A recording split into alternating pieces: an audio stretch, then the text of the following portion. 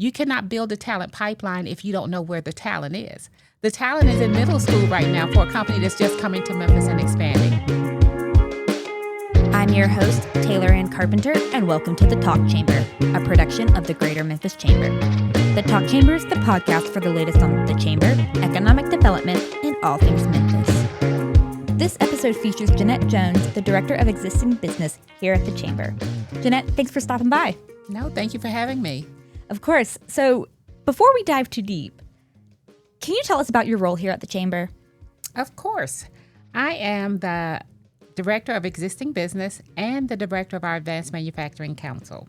So what that means is, ultimately, I just want to make sure companies have what they need to stay and grow in Memphis. I assist companies by connecting them to the resources that they need to stay here. So what do your days look like then? So my day-to-day looks like it's meeting with businesses every day, whether they're virtual meetings or whether they're in-person meetings, just to discuss what they need to stay here. In many cases, those connections can be connecting them to Memphis Light, Gas, and Water because they're having an issue with, their water or a sewer issue, connecting them with the city of Memphis or Shelby County if they're having issues with permitting, or talking to them about growth and expansion opportunities.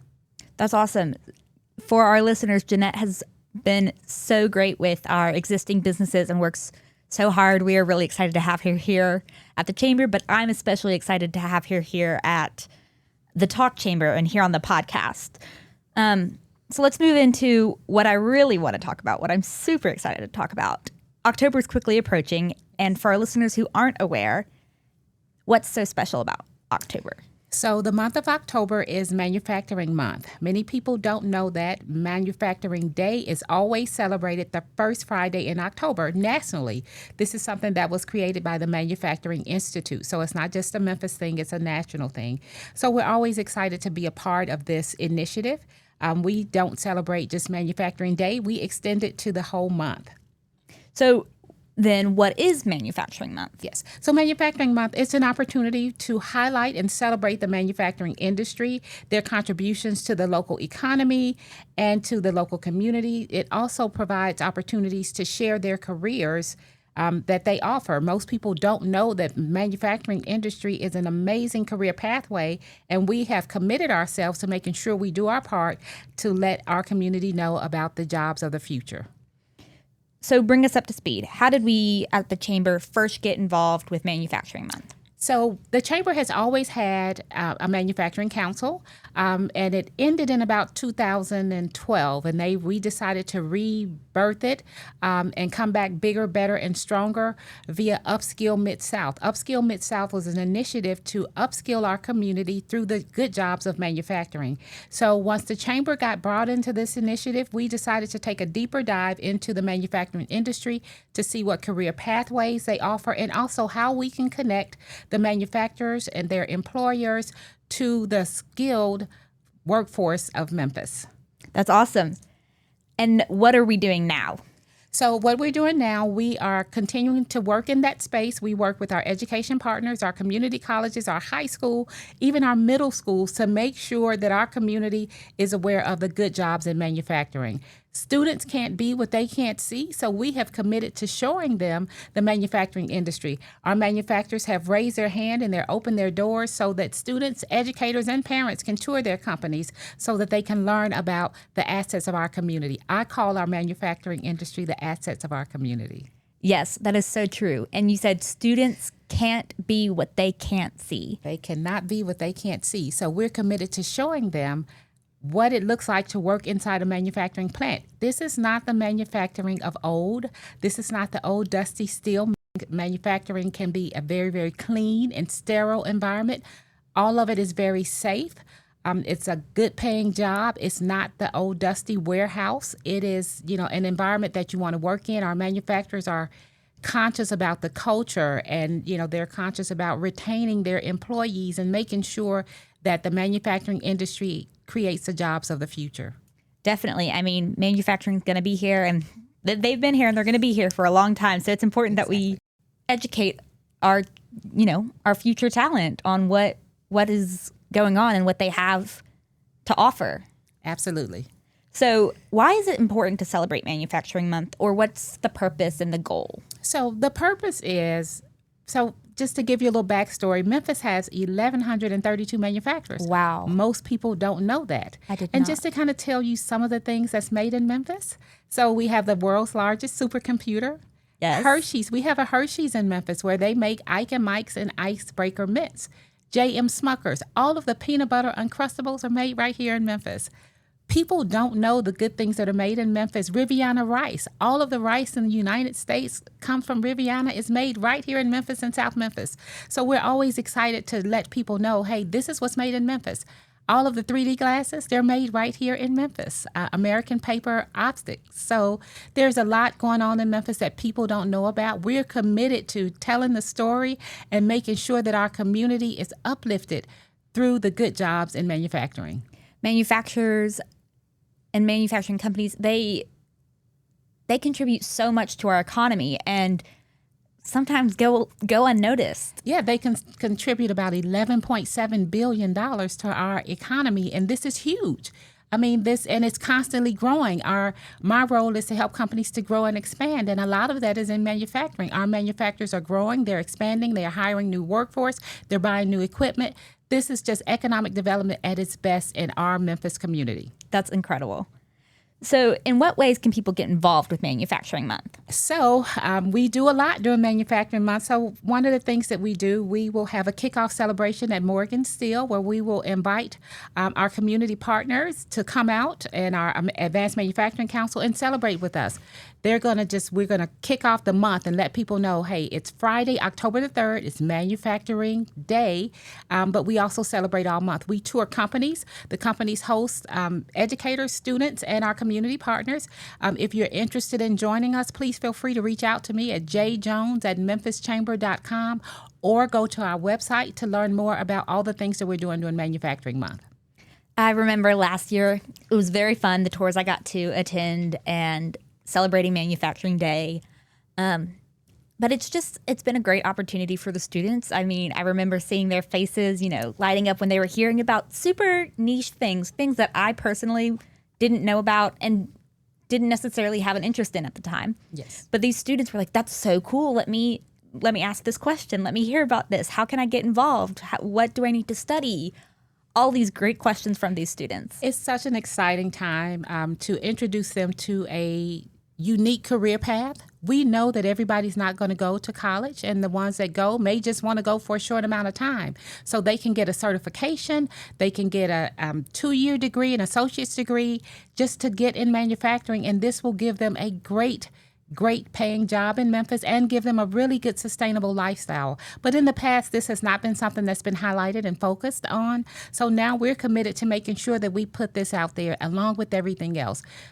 I was told you got to go to college and get a 4-year degree to get a good job. However, that's still very relevant, still very important, but there is an alternative. And that alternative is the career pathways in manufacturing in Memphis, Tennessee. Yes, you here in Memphis, you can have a good job, make a good wage, live a good life, but not have to necessarily do the whole 4-year degree. Absolutely. And you can walk away debt-free. There are multiple programs where you can go and get a certification.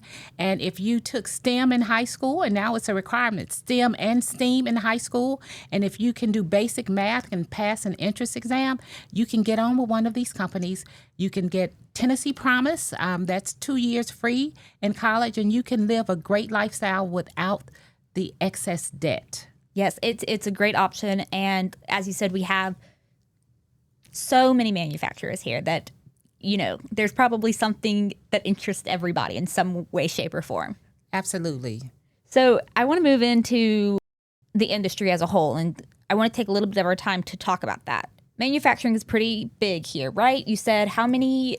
There are 1,132 manufacturers, and it's a plethora of manufacturers. It's from chemical manufacturing to food manufacturing to steel manufacturing to computer manufacturing. We are coining ourselves as a digital delta. So we're excited to be, the next tech space in manufacturing. And what this ultimately means, these are jobs. These are good paying jobs for our community, for our students, for our parents, for family members. So we want to make sure that we are a part of the next movement, and this is the next movement. It is for sure. Advanced manufacturing, we've got our medical device manufacturers. And on medical device manufacturing, we're number 2 in the nation behind Warsaw, Indiana. So we have Stryker, we have Grace Medical, we have Microport, we have Olympic Technology. So we have a plethora of manufacturers and heavy in the manufacturing space that people don't really know. We have Medtronic. So these are all key manufacturers in our city that, once again, offers really, really good paying jobs. Medicine, food, technology, cars, we've got it all. We have it all. So, you've mentioned a few things like the rice, the icebreakers. What else is manufactured here? So a couple other things. Wesson Oil. So anybody that cooks or fries, Wesson Oil is Richardson International right here in South Memphis. They are manufactured here. Bryce Corporation, they manufacture all of the packaging for Cheetos and Hot Chips and Skittles right here in Memphis. We talked about Riviana Rice. We talked about Hershey's. We talked about Smuckers. We talked about the 3D glasses, the computers. We have a lot of Ace pumps companies that manufacture for water irrigation. So there's just a multitude of companies that we just miss. We just don't really think about it. So manufacturers have not had the bandwidth to just say, hey, I'm going to advertise and let people know that we're here. However, Hershey's employ over 400 people in Memphis.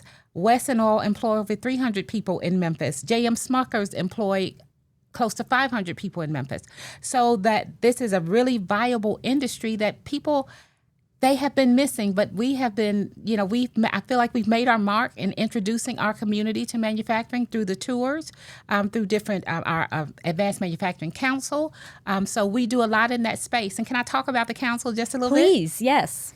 So our council kind of started out with it was really like I always say, me and 2 men in a truck kind of. We started and we started contacting the manufacturers and letting them know, hey, we're going to start this council. And what I love about this industry, they're very intentional. They wanted to know, what is this going to be about? We don't just want to sit in a room and talk. We want to make sure this is something that's going to be relevant to move our industry forward. So all of our council meetings are employer-led. We let them tell us what they want to hear about. They don't want to see me. They don't want to hear what I have to say. They want us to bring the right partners to the table. My job, I always say I'm the connector of resources. I connect them to the resources that they need to stay and grow in Memphis and to move their company forward in Memphis. So it's a really important space, but we want to make sure that we're bringing them with relevant information every time we meet. We meet quarterly. It's an in-person meeting. I don't want anybody to ever leave the meeting and feel like their time was wasted. So we're very intentional. A large part of the conversation has come back to workforce. They need skilled workforce. So we're working with our community partners. We're working with our education partners from Moretech, Southwest, TCAT, University of Memphis. We have had conversations with Lemoyne. We've had conversations with Russ College. We've had conversations with Ole Miss School of Engineering. So we're spreading our tentacles far and wide to make sure that our industry is really strong, but also that our students in the community have the option to get the different education and to connect with the different education partners. So ultimately, this is about building a talent pipeline. You cannot build a talent pipeline if you don't know where the talent is.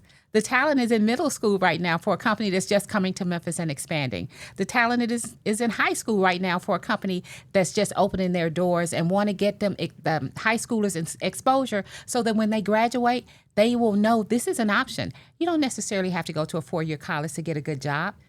Many of these companies start with $25 an hour with very little experience. That's some pretty good upward mobility for somebody that's 18 and 19 years old. Definitely. And I think I've said it here before, but our students are the future of our workforce. Absolutely.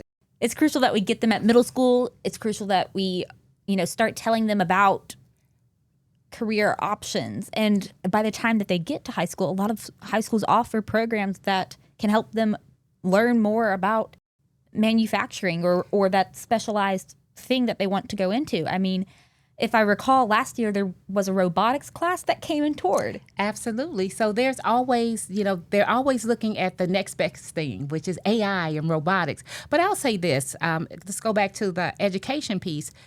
6th graders, our kids are sponges. I actually toured a school in Chattanooga. elementary school, and they had elementary school students working on 3D printing machines. Wow. So that by the time they finish elementary school, they will have a micro credential. So they are actually really deep in the space. So we're kind of starting in the 6th grade. We hadn't taken that deep dive in elementary school just yet, but I'm sure it's coming, because the more they know, the more they grow. So my thing is, I heard someone say this, so I can't take full credit for it, but I've been saying it, from 6th grade to 6 figures. By the time we get to high school, it's a little late. But if we can start in the 6th grade, they're sponges. Let's start a mindset from 6th grade to 6 figures.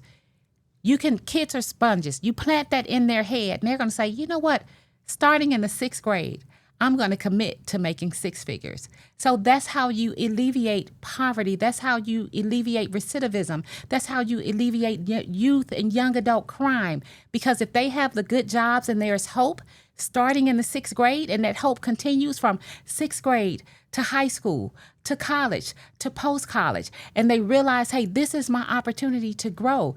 Then you don't have the brain drain. You get those people to stay and grow in Memphis, and this is upward mobility at its best. Yes, 100%. So how can people get involved with the Manufacturing Council?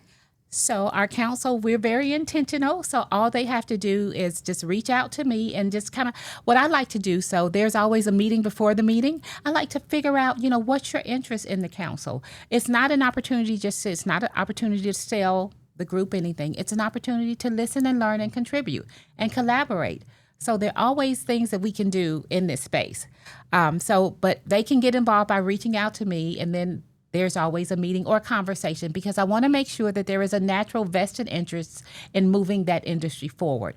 Everybody in the meeting or that attends the meetings, they're very intentional. They're looking to see how their company can grow, how their company can expand, how their company can get a good talent pipeline, how their company can change the culture, how their company can retain their employees, and how their company can rebuild after employees leave. A lot of the people that's in manufacturing, they've been there a long time. What do you do when that knowledge walk out the door? If someone's been at their plant 25 plus years and they're leaving, that knowledge and that skill set is leaving as well. So you have to figure out a way to replace that.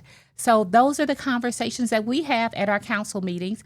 Anybody that's interested in being a part of the council, all the things that I mentioned, those are the kind of things that we need at the table. So it's not a seat at the table for everybody, but it is a seat at the table for most.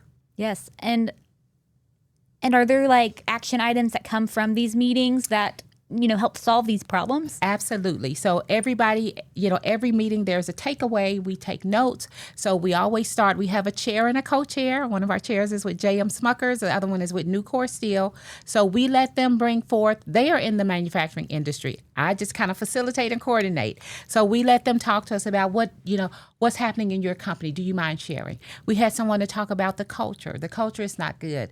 We're having a hard time with low applicant volume. So why aren't people applying? So we brought up, let's see what one of your job descriptions say. He said, oh, the job descriptions are outdated. That could be one of the problems. So in cases like that, you have to figure out, okay, so who can help this group to improve their job applications? That's a big part of the problem. You're asking for someone to have a degree in electrical engineering when that skill set, if they have STEM and they have a certification from Moortech or TCAT or Southwest Tennessee Community College, they don't necessarily need a degree in electrical engineering at this point because the skills have changed. But also they're not, so they talk about the different things. They have tuition reimbursement. And they say a lot of the employees don't take advantage of tuition reimbursement. I understand why. Most people don't have the money to pay up front to be reimbursed. However, one of the things that came out of our meetings, we talked about direct pay. You pay the college directly. You have skin in the game, and you tell the person who's interested, you sign a contract to stay with us for 2 years until this is paid off. It's a retention, a benefit, and they get to go to college and they get to finish college. 9 times out of 10, they will stay with that company because you really supported them through that process. So those are the kind of things that we talk about. We're not only just talking, but we try to come up with solutions. So the education piece, the tuition reimbursement, I think the solution to that would be direct pay in many cases. Because, and when I was in my 20s, I didn't have $6,500 to pay up front. I I just didn't. And most people don't today. Even if you have it, you don't have it for that. But if your company say, hey, Jeanette, we're going to go ahead and pay University of Memphis or More Tech, we're going to pay for your tuition. You just have to commit to working for us for 2 years. And then, after that, you'll be free to take it and do whatever. So that way, both parties have skin in the game. So those are the kind of things, those are the kind of results. That's the thought partnership that's at the table. So we definitely walk away with action items. So if we don't get a chance to solve something at one meeting, we pick it back up the next meeting. So it's a really serious brain trust. It's a lot of thought partnership. They're hearing from the people, their experts, their industry people are at the table. They don't want to hear from us. They just want to hear from others who are having like-minded issues. And that way they can all talk and collaborate and figure out what's happening. Even if you're a chemical manufacturer, you're a food manufacturer, you're a computer chip manufacturer, the needs are still the same. The needs are for a strong and solid talent workforce. Definitely. And it's incredible that you have put together this council and have been able to convene these people so that they can work together and they can create solutions that ultimately make Memphis greater. Yes. I mean, talent workforce is one of the things that we say at the Chamber will make Memphis greater. Absolutely. And I would love to share something. I may be jumping ahead here a little bit, but I want to share what makes Memphis unique in this space. Yes. So I mentioned we have 1,132 manufacturers that people don't know about. We talked about some of the larger companies that manufacture things in Memphis. But also we have a great economic development advantage. We have what we call our 4 R's. It's road, river, runway, and rail. Memphis is a fantastic city. We kind of sit in the center of everything. You can get to anywhere from Memphis within 72 hours. That's important to a manufacturer from a transportation and logistics standpoint, moving your goods and your services. We're unique in that standpoint. So if we can do that, that's why we're exciting to companies to come here. We sit on an aquifer. We have amazing water. So that's exciting for people to come here. So as people look into, why should we come to Memphis? Memphis is a great city with good bones and good culture. And we have the 4 R's. I'll say it again: road, river, runway, and rail. Definitely. And before we wrap up, I want to jump back to Manufacturing Month. Mm-hmm. What were some of the places that we toured last year, and what are we touring this year? So last year we started out at Hayo Sankiko. They did our kickoff celebration. They make the world's largest transformer that's made right here in Memphis on President's Island. We toured American Paper Optics. They make all of the 3D glasses. We toured, we toured Ace Pumps. They are a pump irrigation manufacturer. They are always a great partner of ours. We toured, those are the 3 that I can think of. And this year we have most of those back on deck. However, we're going to tour Morgan Steel. We toured Nucor Steel. We're going to tour Morgan Steel this year. We're going to tour Hershey's this year. Let's see who else. And we're going to tour Morgan Steel, Hershey's, Ace Pumps, Hayo Sankiko, Varsity Spirit. They're going to come back with us this year. And Varsity make all of the cheerleader uniforms in Memphis. They distribute the cheerleader uniforms in Memphis. It's such a fun tour. It's really exciting. So all of the tours are really exciting. They are enlightening. Everybody that's gone on the tour, they say they didn't know this was in Memphis. They wouldn't have ever had an opportunity to go on the tour if we hadn't put this initiative out there. So we're thankful for our companies that raise their hand and open their doors. They've gotten to a place where they understand, how can I get young people to know about my business? How can I get them excited about my business? How can I get them to apply for my business? So what we've said is, raise your hand and open your doors. If you don't invite me, I will not come. If you invite me, I will come. So that's the best way to get me to see your industry. So, and it's not only just for me, but it's for the educators. We know one educator can touch thousands of students in one day. Most of them have never heard of these companies. So if you can bring them and they take that excitement back to the classroom, and then we set up, not only it's another tour, it's a tour for the educator and the student. So then you're changing lives at that point. Then you got the educator, the student, and the parent. So all of those different things just makes it come full circle, because it's an opportunity for not only the student, but it's also an opportunity for the parents. The parents can say, hey, I never thought about this. I need a job as well. and I can make good money. So we do have people generations that work in these manufacturing companies. And it's exciting because they're making good money. Also, we're going to tour St. Clair Foods. That's another food manufacturer that's in Memphis. They make all of the potato salad for Corky's and Rendezvous and Germantown Commissary. It's made right here in Memphis off of Elvis Presley Boulevard. So we have so many great assets in our community, and it's just one of those things that we have to make sure that we let our students know. I call them the assets of our community. Our talent pipeline know it will solve for a lot of the issues that we may have. Once you give someone a good job, there's no need to do anything that's malicious. Because you are doing something really good, and then you become a part of it. You become a part of the company. You become a fabric in that company, and you say, hey, this is great not only for me, but I'm going to tell my friend. I'm going to tell a friend, and then we'll tell a friend. But the key to this is starting early. We have to start early. Let's talk about the 6th grade. I think we should also talk about elementary school at some point. What I'd love to just kind of end with is, I want to make sure that we understand that students can't be what they can't see. And we want to make sure that we sing this song all day, every day, from 6th grade to 6 figures. Jeanette, thanks so much for joining us. Thank you for having me.